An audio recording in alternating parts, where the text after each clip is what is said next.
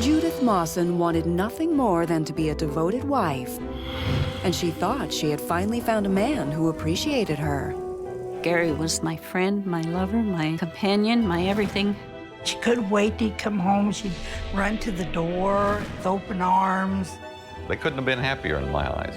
It was like a marriage made in heaven. But Judith's happy life would vanish when her husband Gary was accused of being one of the most notorious criminals in American history.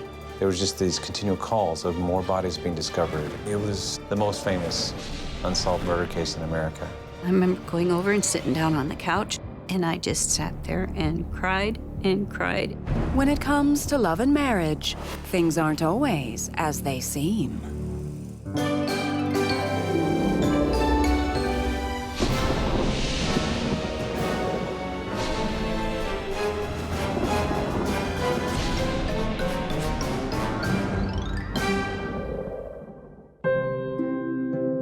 Love hasn't always come easy to Judith Mawson.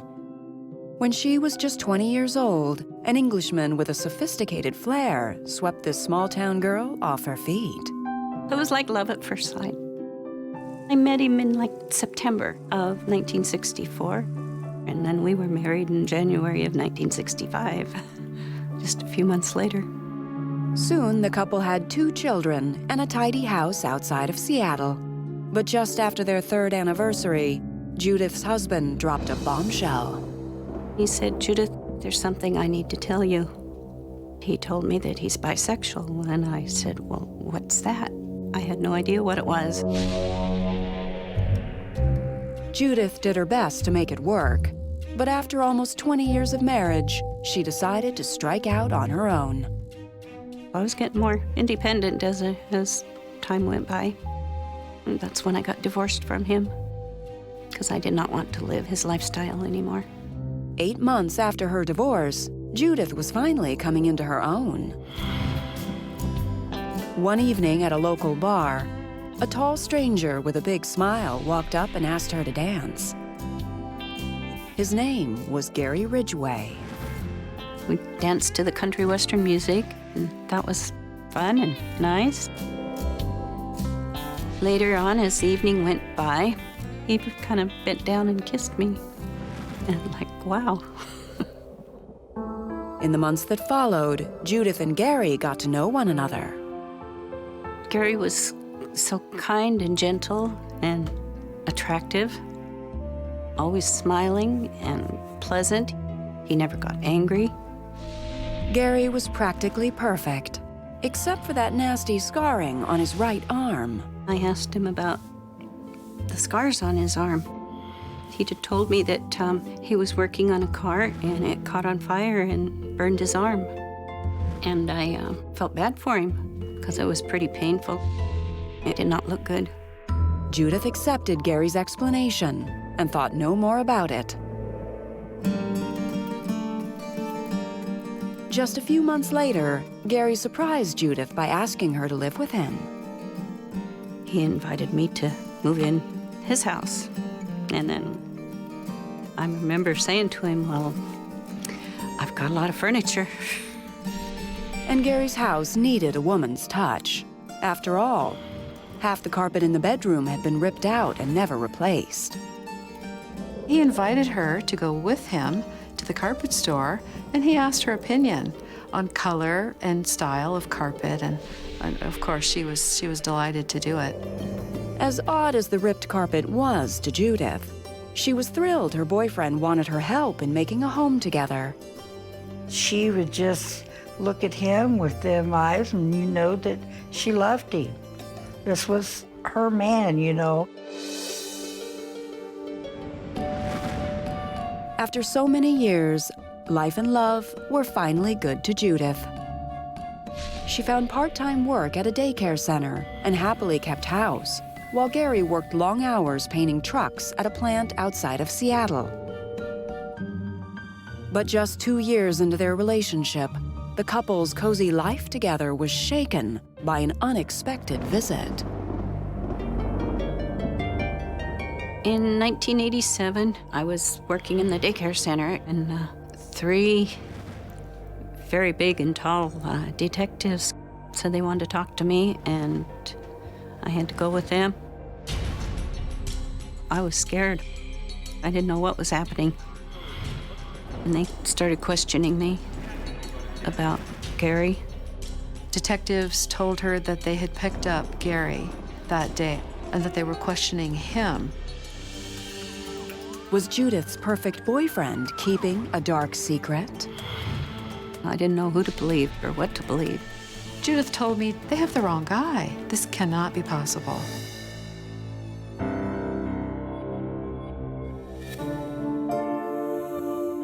After a difficult first marriage, Judith Mawson felt sure that her new boyfriend, Gary Ridgeway, was a man she could trust. Gary was my friend, my lover, my companion, my everything. So Judith was shocked when just 2 years into their relationship, she was visited by several detectives from the local sheriff's department. They wanted to talk to Gary in connection with the Green River Killer investigation. That was the first time I'd ever heard about it, the Green River Killer, because I never listened to the news, so I didn't know what was going on. The notorious Green River Killer had been terrorizing the Seattle area for over 5 years. The Green River Killer was the most famous unsolved murder case in America. It was the biggest case that I know of in the country. Beginning in 1982, the bodies of strangled prostitutes began to surface along the Green River, a body of water that runs parallel to the Pacific Highway. We started out with one victim. Then we found a second victim. Then we found a third victim. When it got up to 10 or 12, then they started saying, we have a serial killer here, and the news started at that time calling him the Green River Killer. By 1987, the Green River Killer had murdered over 40 women, making him the most prolific serial killer in American history. There was no distinct pattern. Sometimes it would literally be back to back, maybe 1 or 2 days apart, and then weeks would go by and we wouldn't have any victims, and then suddenly it would start again. Desperate for leads, detectives focused on regular drivers on the Pacific Highway, and one of those drivers was Judith's boyfriend, Gary Ridgeway. We had thousands and thousands of tips, and we had to follow up on all of them. Judith did her best to cooperate, and Gary was brought in for questioning. He seemed unnaturally calm. He was not asking any questions. He was just quiet. Gary insisted he had nothing to hide and fully cooperated with the King County forensics team. We did get a saliva swab and hair samples. He'd taken a polygraph, had passed it, and that was it. It was dropped. Gary was released several hours later. When he arrived home, he reassured Judith that his interview with police was just par for the course. You know, he kind of shrugged it off. He told her that they took in many men and questioned them. Obviously, he didn't do it because they let him go. He told her to just forget about it. It was just a mistake. Let's just get back to living life. I asked him point blank, Gary, do you have anything to do with this? He says, absolutely not, Jim. He said, it's not me, I didn't do it. And we never spoke any more about it. Life soon returned to normal for Judith and Gary. They settled into a comfortable, predictable routine. Gary would go into work 2 hours early for overtime. He would get up about 4 o'clock in the morning, and then he would go down and make coffee and take his vitamins and set out vitamins for me. And then he would pack up his lunch, and then after he got all ready to go to work, he would come up and give me a kiss goodbye. And I always looked forward to him coming home. Gary was methodical in the way that he approached everything, and Judith appreciated that. She liked that predictability. And after another year together, Judith and Gary knew they were finally ready to tie the knot. I forget exactly how I said it, but I had told him that, well, we're going to get married. You're not getting rid of me.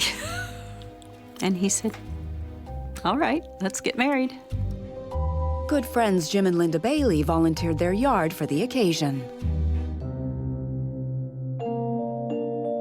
It was a very pretty day. Jim was Gary's best man, and they just seemed so excited. They couldn't have been happier in my eyes. It was like a marriage made in heaven.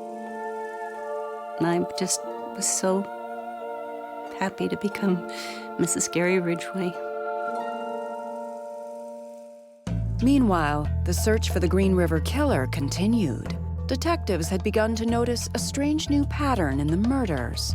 We were not finding fresh victims. It appeared that whoever this killer was had either moved away or had decided for whatever reason to either stop or really, really slow down. Despite a 40-member task force, $15 million, and over a decade of painstaking police work, the investigation had gone cold. There was a theory at one time that maybe he moved on to a different state. You know, the Green River Killer became really like a legend around here. As the years passed, Judith and Gary planned for retirement and took pleasure in the little things. Tending their garden, raising 2 poodles, and watching movies at night. We had a wonderful life. Judith was sure she'd finally found the man of her dreams, until November 30th, 2001, when her life would be shattered forever. I heard a car drive in the driveway, and there was this knock on the door. I just kind of lost it. Said, no, this can't be.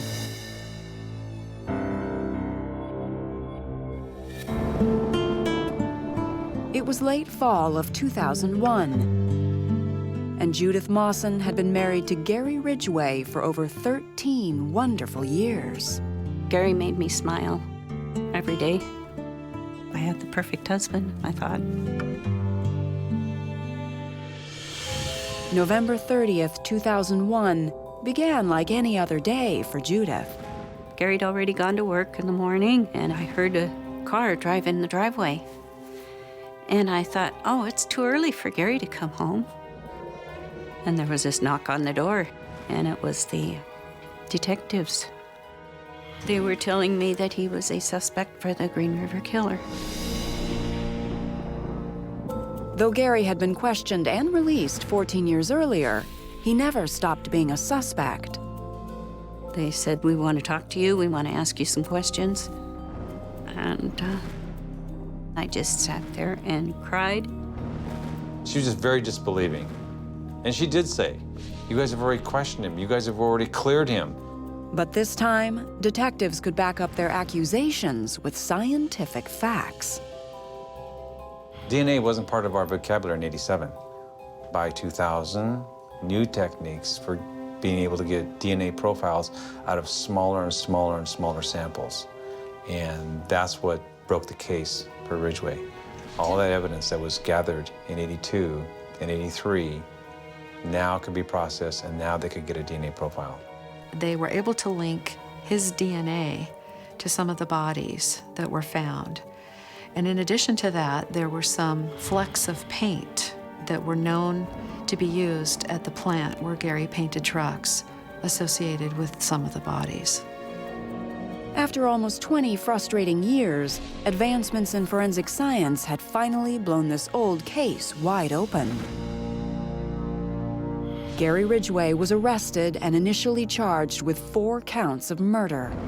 It was like a big brick wall just dropping down and stopping my life. I was just in such shock. But Gary insisted he was innocent. Desperate for his wife's support, he called Judith from prison. He called me and told me that he didn't do anything. And I was just so confused. He was begging Judith to believe him, that there's no way, that he was a nice man. Come on, Judith, you know me. Am I the kind of guy who would murder women? No. You just hang in there. I'll be home soon. But Gary didn't come home soon. And over the next year, as investigators continued to build their case against him, Judith's world came completely undone. She was losing everything she'd ever wanted in her life. I don't think she knew that he wasn't guilty. I think she was hoping that he wasn't guilty. She was hoping with all she had because she knew what she was losing.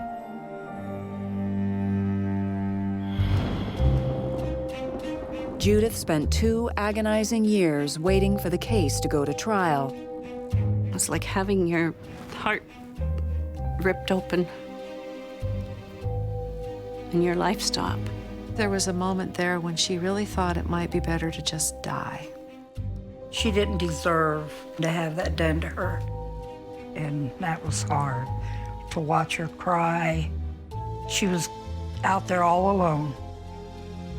In desperation, Judith clung to Gary's promise that the evidence was wrong and that he would soon be released. He would tell me, no, he didn't do anything. Everything will get taken care of, it'll all disappear, it'll all get better. Judith's hopes were about to be destroyed. How do you plead? I just sat there with tears going down my face, like this is real.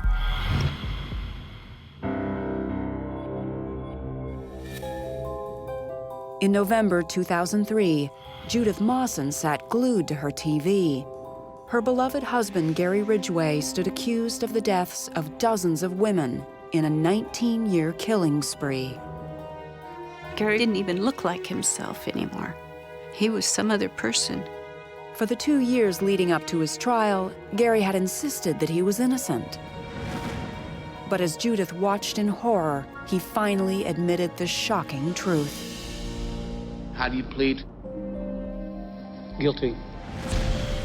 After I heard him say guilty, after everyone's name, I just sat there with tears going down my face. It was like, it's real. This is it. He did it. Gary pled guilty to 48 murders in all.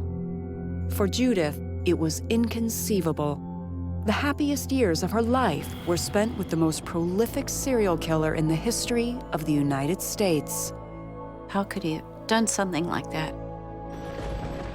And as Judith looked back at their 16 years together, things that had seemed so innocent at the time suddenly took on a darker light. There was the mysterious missing carpet. The detectives told me that he had probably rolled up a body in the carpet and then gotten rid of it. The early mornings when he said he was putting in overtime.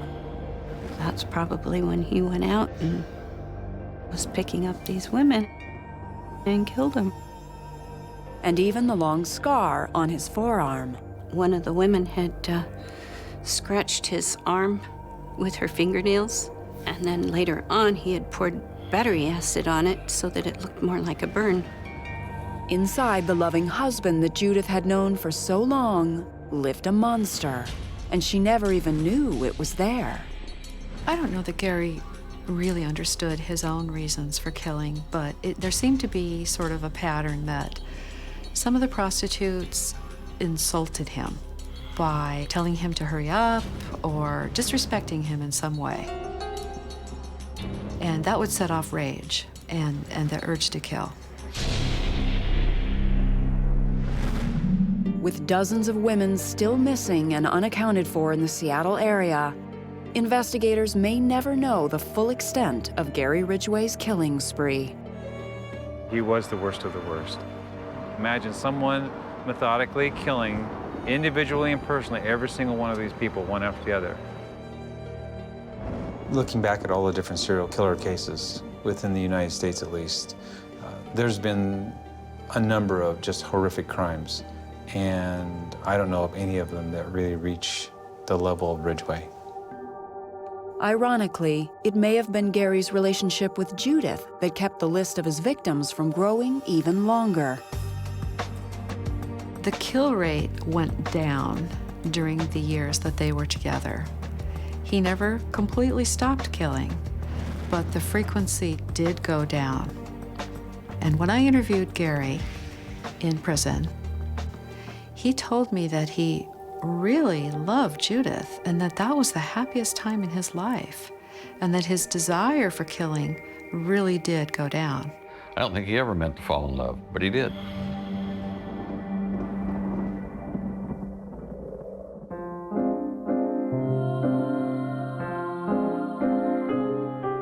Sometimes I still kind of tell myself that, I'm not sure if I'll ever trust another man.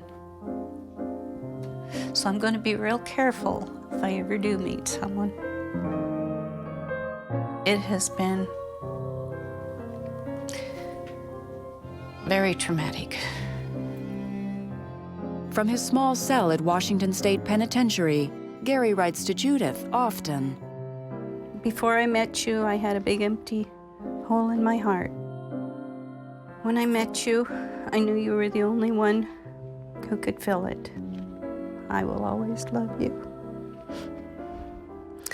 Love you forever, Gary. In 2003, Judith stopped writing back and filed for divorce. I want to keep all that poison out of me and get on with my life.